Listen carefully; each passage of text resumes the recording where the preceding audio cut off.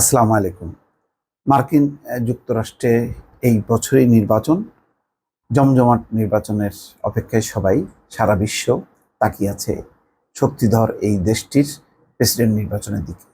এবং মোটামুটি সবাই ধারণা করছেন যে ডোনাল্ড ট্রাম্প, সাবেক মার্কিন প্রেসিডেন্ট, এবং বর্তমান প্রেসিডেন্ট জো বাইডেনের মধ্যেই একটি জমজমাট লড়াই হবে। কিন্তু এই লড়াইয়ের আগেই ডোনাল্ড ট্রাম্প সম্পর্কে যে সমস্ত তথ্য আসছে সামনে, তাতে একটি বিব্রতকর পরিস্থিতি তৈরি হয়েছে।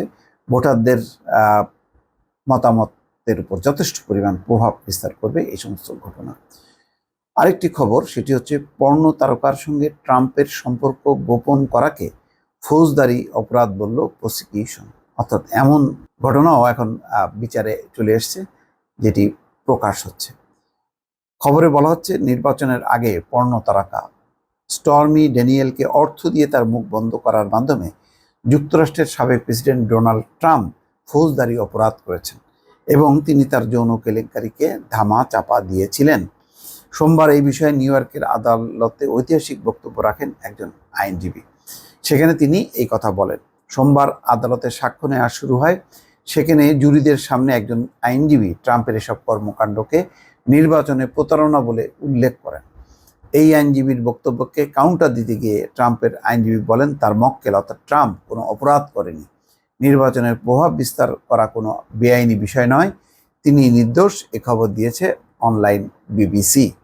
অভিযোগ আছে, একসময় পর্নো তারকা স্টর্মি ড্যানিয়েলের সঙ্গে শারীরিক সম্পর্ক ছিল ডোনাল্ড ট্রাম্পের।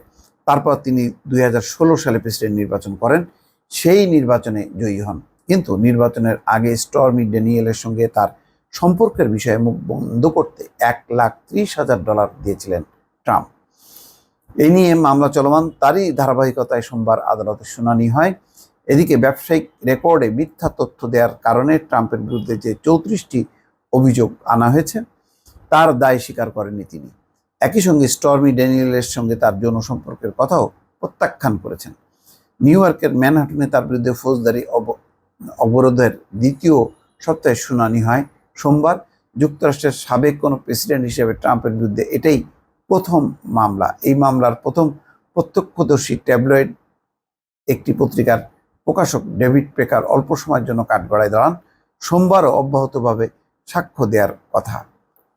সোমবার শুনানির সময় প্রসিকিউটর ম্যাথিউ কোলাঞ্জেলো আদালতকে বলেন, ট্রাম্পের সাবেক আইনজীবী ও বিশ্বস্ত মাইকেল কোহেন কাজ করতেন ট্রাম্পের অর্গানাইজেশনের প্রধান অর্থ বিষয়ক কর্মকর্তা এলেন ওয়েলসবার্গের সঙ্গে। তারাই ট্রাম্পের নির্দেশনায় মুখ বন্ধ করার কাজ করেছেন। তার মানে বহু কেলেঙ্কারি। একটি ট্যাবলেট পত্রিকাগুলোকে প্রভাবিত করেছেন যাতে নেতিবাচক খবর প্রকাশ না হয়। তারপরে পর্নো তারকাকে তার মুখ বন্ধ করার জন্য ঘুষ দিয়েছেন। এই সব বিষয়গুলো এখন বিচারিক আদালতে চলে এসছে এবং তার বিচার হচ্ছে। শেষ পর্যন্ত কি রায় দেয় তার উপর কিন্তু অনেক কিছু নির্ভর করছেন, যে এই প্রেসিডেন্ট পদপ্রার্থী ডোনাল্ড ট্রাম্পকে ভোটাররা কতখানি গ্রহণ করবে।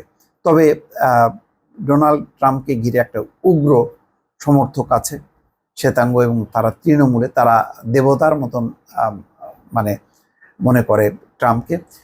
ফলে তারা যে প্রভাবিত হবে এটা মনে করার কোনো কারণ নেই। দর্শক, ভালো থাকবেন। আল্লাহ হাফেজ।